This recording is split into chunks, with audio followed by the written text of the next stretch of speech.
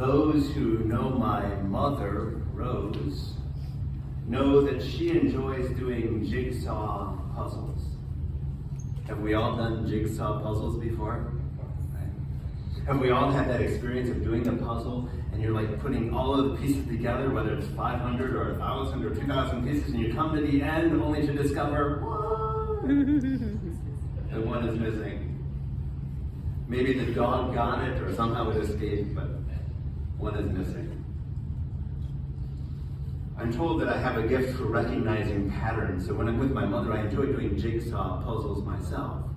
Because no two pieces are the same, are they? Every piece is different, and every piece is important. And that's the message that St. Paul tried to give to the Corinthians. That all of us are part of the body of Christ, and all of us are different and important. Every person has gifts different from other people. And even though two pieces can look very much alike, if you had that experience of trying to fit the jigsaw puzzle piece in, you're like, I know that it fits, but it's not the right piece. Right? Every piece is different. In today's second reading, St. Paul tells us that all of us have different gifts. Think about your life. Think about the lives of those near you, how it is that there are different gifts within your family, among your friends, in your workplace, in your school, in our community. There are different gifts. Cooking, unfortunately, is not a gift that I have, which is why you can imagine that I adore the gifts of those who have that talent. Today's second reading is important because as we begin this new year, 2025, it invites us, it challenges us to reflect on our own gifts and how it is that we're using those gifts for the good of others. In today's gospel, we have the story of some of Jesus's gifts. Did you hear that story? Jesus' first miracle in the Gospel of John is doing what? Turning water into wine. People were realizing, recognizing, seeing Jesus' gifts. Dang, he has a gift. I'm inviting him to our next party.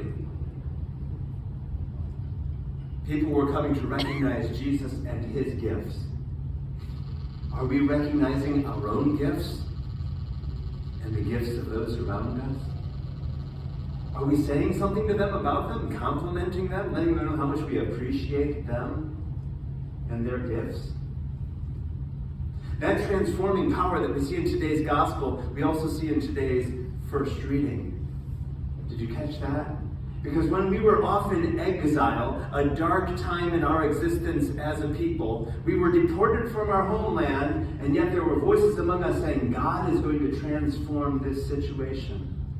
God is going to turn this situation around. He's going to take this situation and turn it upside down. Those who were in power are going to be cast down, and the powerless are going to be brought up. The poor are going to be lifted up. The hungry are going to be lifted up.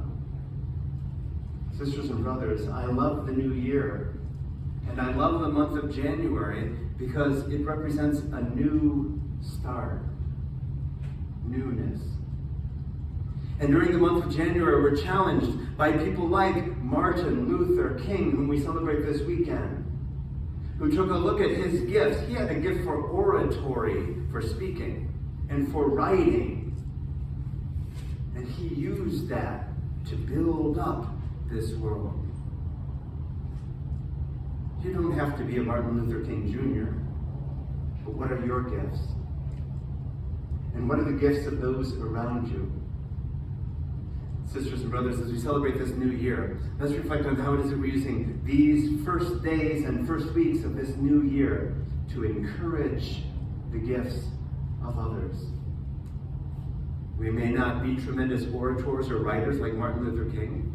We may not be able to change water into wine like Jesus, and that's okay, because every piece is unique, and every piece is important. Let's celebrate our gifts and the gifts of those around us.